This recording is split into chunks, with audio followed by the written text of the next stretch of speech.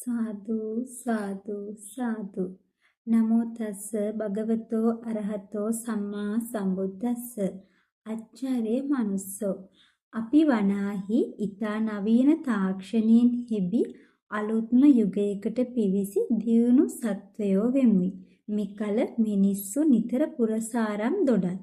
එහෙත් ඔවුන්ට මනුෂ්‍යවරයාගේ යටගේ ඉතිහාසයේ තවමත් හරිහැටි විසඳාගත නොහැකි ප්‍රහෙලිකාවක්ව පවතී. එසේම අනාගතය පිළිබඳවත් ඔවුහු ඔහේ අතපත ගාමින් සිටිත්. ඊටමත් ඈතකට අනන්ත කල්පයන් කරා ගිය අතීතයක් මිනිසුන්ට ඇති වගා ඔවුහු නොදනිත්. ගෙවි ගිය අතීතයේහි අනේක කල්ප, අනේක යුග, අනේක සමෘද්ධිමත් ශිෂ්ටාචාර වරින් වර ඇතිව නැතිව ගියේය. ඊතා විචිත්‍ර වූ මිනිස් ලොවේහි පවා නානා මාදිලියේ මිනිස්සු තවමත් උපදිති. දුක් විඳිති. මිය යති. මහාදි රාජවරු, මහා කිවිවරු, මහා පඬිවරු, මහා කලාකරුවෝ, චින්තකයෝ ආදී මිනිස්සුද කලින් කල පෙනී සිට නොපෙනී යති. එසේ ඉපිද මියගිය මිනිසුන් සංඛ්‍යාව මෙතෙකයි කියා කිසිවෙකුට නොහැඟෙනු හැක්කේය. මිනිස්සු කවර දස්කම් පෑවද, කවර අන්දමින් දිවි ගෙව්වද ඔවුන් තුල එක්තරා පොදු බවක් ඇත්තේය. එනම් දැඩි ආශාව, අතෘප්තිමත් බව, අපේක්ෂා භංගත්වය, විරහව, බොරු කටමැත දෙදවීම, මවාගත් ආඩම්බරකම, කූරත්වය, පලි ගැනීම, යටිකූට්ටු පාවාදීම, කැපී පෙනීමේ ආශාව, එකිනෙකා යටත් කර පාලනය කිරීමේ ආශාව ආදීන් ඔවුන් වෙන් වී නැත්තේය.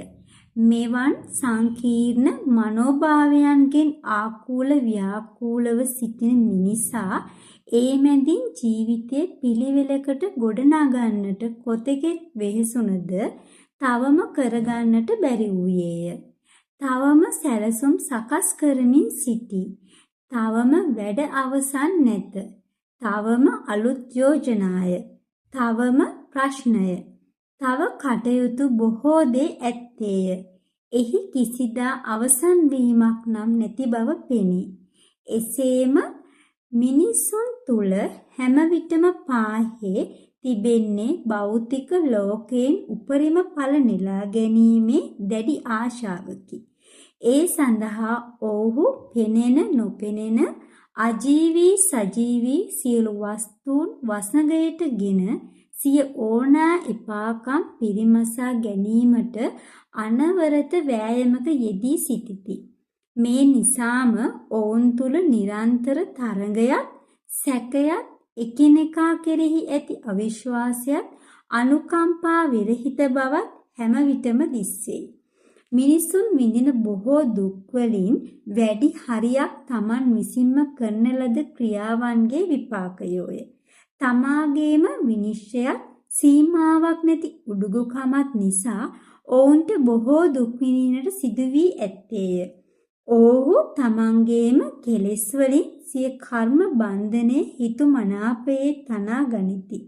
චේතනාව නැමැති තෙලි තුඩින් කාලය හා අවකාශයේ මත සිත කය වචනය මෙහෙවා සිය ඉරණම තමන් විසින්ම යසට සිතුවම් කරමින් සිටින වග ඔවුහු නොදනිති. හරි දේ හරි අයුරින් හරි වේලාවට කරගන්නට අසමර්ථ වූවහොත් ඔවුන් වල්මත් වන්නේ බේරෙන්නට ඇති හැම ඉඩකඩක්ම නසාගෙනය. එවන් ලොවෙක තමා සොයා යන දේ කිමැයි නිවැරදිව හඳුනාගත් මුලා නොවන සිහියෙන් හා තියුණු නුවණින් හෙබී අදහාගත නොහැකි තරම් සීමාව ඉක්ම ගිය වීරයෙකින් හෙබී සිය අභිලාෂයන් සර්ව සම්පූර්ණ ලෙස දිනාගත් අතිශය විශිෂ්ට මිනිසෙක් මිනිසුන් අතර පහළ වූයේය. ආශ්චර්යවත් මනුෂ්‍යයා යනු ඔහුය. මේ ලියවෙන්නේ ඒ මහා විස්මිත මනුෂ්‍යයා පිළිබඳ කතාවක්.